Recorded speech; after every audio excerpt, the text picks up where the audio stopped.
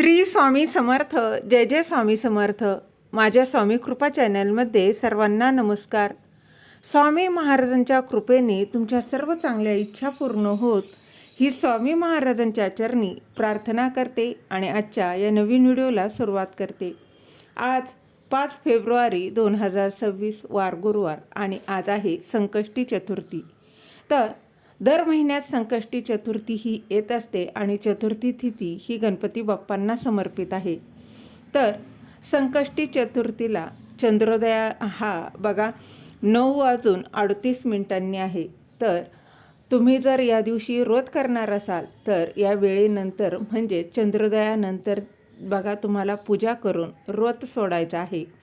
गणपती ही बुद्धीची देवता आहे. गणपती ही अधिपती आहे. तर सायंकाळी तुम्हाला कापरासोबत एक वस्तू जाळायची आहे. ती वस्तू काय आहे, त्याचबरोबर ती कशी जाळायची त्याचीच माहिती या व्हिडिओत मी तुमच्यासोबत शेअर करणार आहे. ती जाणून घेण्याआधी तुम्ही माझ्या चॅनलवर नवीन असाल तर सबस्क्राईब नक्की करा आणि व्हिडिओ माहितीपूर्ण वाटला तर लाईक शेअर जरूर करा. आधी सांगितल्याप्रमाणे आज आहे संकष्टी चतुर्थी. संकष्टी चतुर्थी ही गणपती बाप्पांना समर्पित आहे. आता बघा तुम्ही हा उपाय जो मी सांगणार आहे तो तुम्ही उपवास केला असेल किंवा करत नसाल तरी देखील करू शकता. काहीही हरकत नाही. अगदी कोणीही हा उपाय करू शकतं. फक्त बघा मासिक धर्म असेल, सुतक, विटाळ असेल तर तुम्ही हा करू शकत नाही. परंतु बघा उपवास जरी नसेल तरी देखील करता येणार आहे.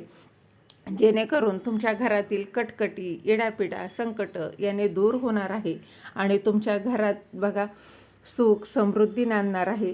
आयुष्यातील बघा कितीही दुःख, अडचणी, संकट कधीही सांगून येत नाही. म्हणून गणपती बाप्पांना आपल्याला प्रार्थना करायची आहे की माझ्या कुटुंबातील कोणावरही कधीही विघ्न येऊ देऊ नको अशी प्रार्थना करायची आहे. आणि हा उपाय जो आहे तो करायचा आहे.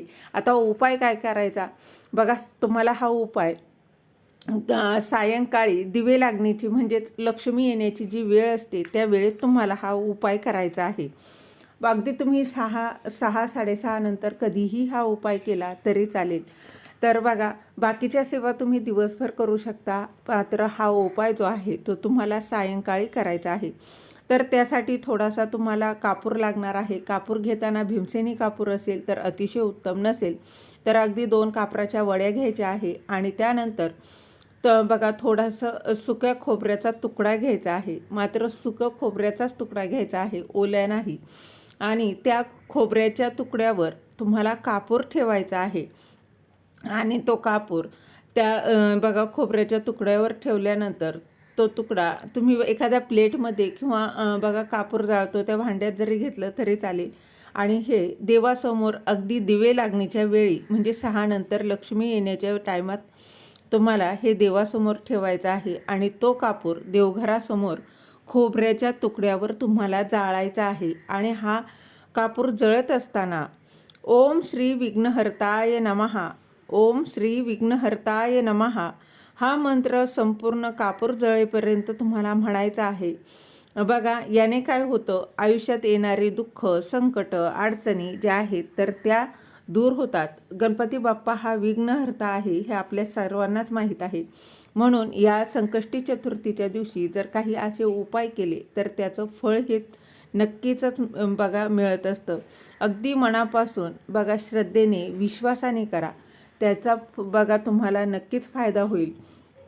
तर बघा आणि कापूर जाळल्यानंतर जे काही खोबऱ्याचा तुकडा शिल्लक राहतो तर त्याचं काय करायचं, तर बघा कापूर जळेपर्यंत तुम्हाला हा मंत्र म्हणायचा आहे, ओम श्री विघ्नहर्ताय नमः. आणि नंतर ते खोबरं जे आहे ते तुम्हाला निर्मल्यात टाकून देऊ शकता. अतिशय साधी सोपी सेवा आहे. नक्की करून बघा आणि गणपती बाप्पांचा आशीर्वाद नक्की मिळवा. श्री स्वामी समर्थ. धन्यवाद.